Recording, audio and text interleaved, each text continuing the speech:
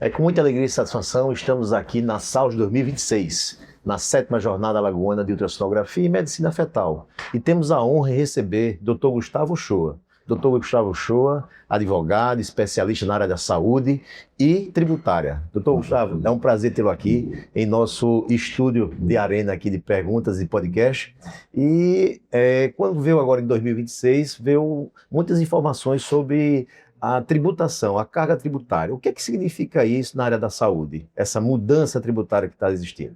Doutor Cantarelli, primeiramente a honra é minha de estar aqui nesse evento grandioso que você recorrentemente traz com o doutor Adilson aqui para Alagoas, um evento que com projeção, inclusive internacional. Então, eu espero poder contribuir para todos os participantes aqui num tema que é árido. Falar de reforma tributária, inclusive para a área jurídica, é um tema que não é fácil, que é complexo.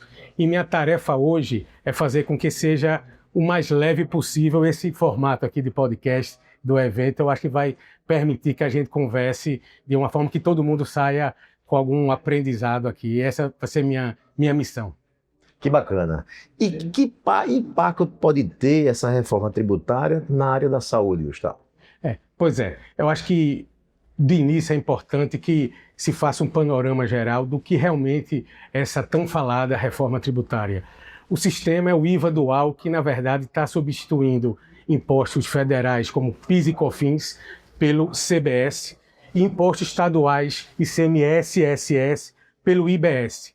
Mas não é apenas uma troca de siglas de letrinha, não é um CSA e CRB fazendo analogia aqui para a gente. Então, há uma formatação totalmente diferente do atual sistema, que é esquizofrênico, que realmente é burocrático, é caro, deixa qualquer um louco, e sobretudo as empresas, para dar conta disso, para um sistema mais simples, mais racional. Pelo menos essa é a premissa. E premissa essa também que, como regra geral, visa não aumentar a carga tributária na média dos contribuintes. Essa é a ideia. Na prática, a gente vai ver que não vai ser tão bem assim. Então, para a área médica, impacta na pessoa física, Gustavo, impacta na pessoa jurídica, tanto o médico no sistema simples, no lucro presumido, ou algo mais potente como a estrutura maior no lucro real. Enfim, é na verdade um verdadeiro reset da parte tributária no país e que a gente vai poder tentar explicar um pouquinho agora. Que bacana. E me diga uma coisa, Gustavo, na realidade, essa reforma tributária já está em vigor, na real, para clínicas, hospitais, médicos, pessoas físicas. O que é que está atuante agora em 2026? Tua pergunta é muito importante e antes eu faço um adicional. A ideia de não aumentar a carga tributária fez com que o lobby positivo das associações médicas brasileiras, do Conselho de Medicina, das empresas do setor de saúde, conseguiram uma redução de 60% da alíquota. Então, em tese, esse desafogo foi muito importante, porque 60% a menor deixa todo mundo muito esperançoso. Mas por que em tese? Porque na prática a alíquota efetiva ainda não foi divulgada. Então, está tudo muito embrionário ainda, mas se estima que haja uma redução aí para preço de hoje a 12% de alíquota efetiva.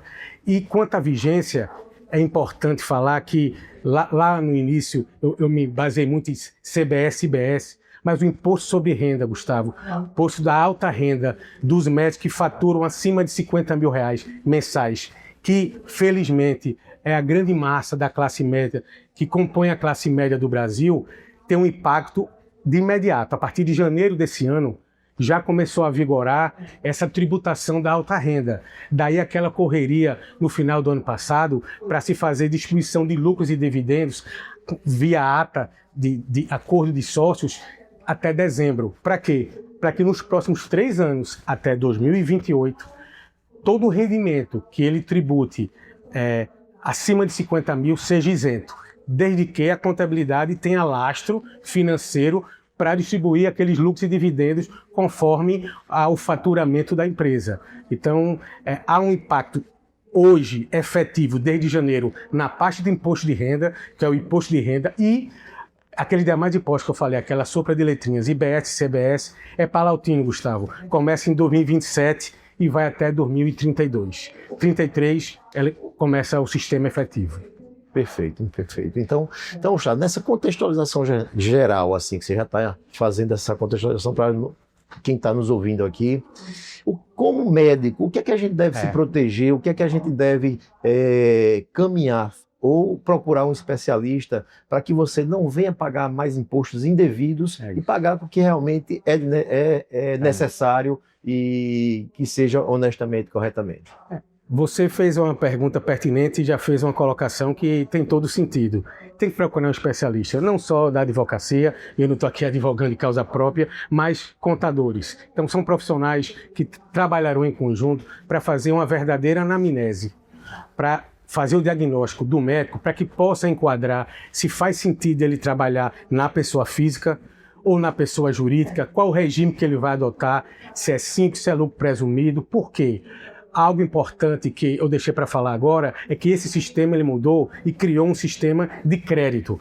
Existe o princípio da não cumulatividade. O que é isso? Hoje há um imposto de cascata, imposto sobre imposto. Nós pagamos imposto de renda sobre contribuição, PIS e COFINS misturado, ICMS, tudo incidindo inclusive sobre essas bases.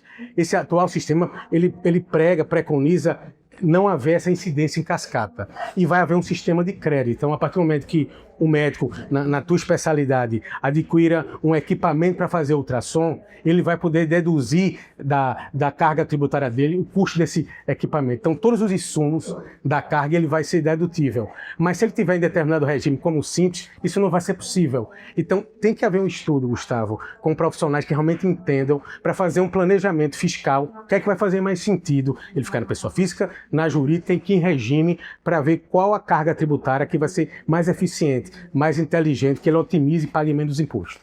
Perfeito, perfeito. Então, quer dizer, fica uma dica para quem está nos ouvindo aqui, né? Que você que tem sua empresa, que seja da área médica, independente qual seja, procure seu especialista, advogado e o contabilmente, né? Para poder você ver qual é a melhor condição que se encaixa, né, Gustavo? Uma dúvida que eu tenho muito, Gustavo, como empresário, hoje, no ramo da área da saúde, é a preocupação, na realidade, e como todas as outras áreas também afins, que é a sucessão. Quem vai suceder na empresa, também a questão de holdings, né? E a questão de patrimonial, né? Aquela segurança patrimonial que você tem.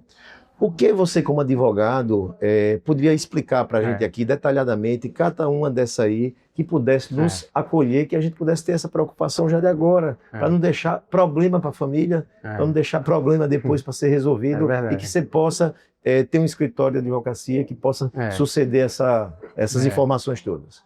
Gustavo, eu acho que esse é um ponto alto da nossa conversa de hoje, porque todo esse cenário de reforma tributária, que é um cenário complexo, eu volto a dizer, ele deságua nisso. Como médico, enquanto médico na pessoa física e como empresário, que é o seu caso, ele vai planejar algo que possa proteger o patrimônio dele, conquistado a custa de tanto trabalho, de tanto empenho, mas ao mesmo tempo, num ambiente hostil, que é você empreender no Brasil, você fica exposto. Perfeito. Então você fica sujeito a ações de responsabilidade civil por erro médico, a ações trabalhistas se você tem uma clínica, a uma dívida tributária que a Fazenda, a União, vai penhor os seus bens. Então tudo você tem que pensar no contexto de proteção patrimonial. A holding ela entra com esse viés de você separar, que é uma estrutura jurídica em forma de empresa, uma sociedade que ela vai poder proteger e segregar o patrimônio e você poder fazer um planejamento. E aí casa com a sucessão. Não é para todo mundo, mas um jovem médico de 20, 30 anos, eu acho que ele não tem que estar preocupado na parte sucessória. Mas um cara de meia idade, de 50 anos para cima, eu acho que é mandatório. Porque se ele não planejar como vai ser a parte sucessória, ele vai mais uma vez deixar dinheiro na mesa, no sentido que o imposto de causa-morte subiu muito no Brasil, essa reforma também, ela mexe nisso, a alíquota foi para 8%, hoje é 2%, tem estados que é 4%, então ela dobra, tem previsão para chegar a 16%. Então, ou a gente se planeja e utiliza dessas ferramentas de holding, de doação, né, de testamento. Na verdade, Gustavo, eu gostaria aqui de deixar uma receita pronta de bolo, mas não há. Perfeito. Então, tem que ser algo casuístico, trabalhado como no paciente, que a gente não pode dar um diagnóstico sem fazer anamnese, sem fazer o exame físico, sem preceituar um exame complementar da ultrassom para ver melhor a imagem. Então, de fato, a gente tem que expandir esse campo, tratar o cliente, o contribuinte, como algo individual, e aí a gente vai vir à tona a melhor solução. Para alguns, a Hold é uma ferramenta adequada, para outros não.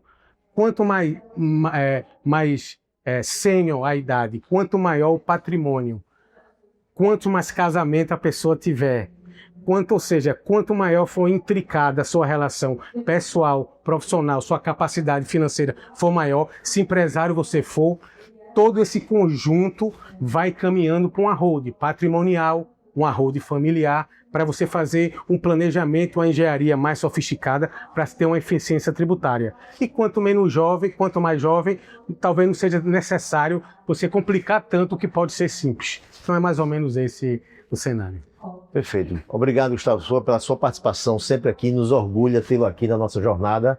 E um tema tão importante atual hoje realmente é na área da saúde médica. O direito médico tem que estar presente juntamente com a parte tributária. Obrigado. Caminham juntos, né? Eu que agradeço e para mim foi um prazer, uma honra estar aqui com vocês.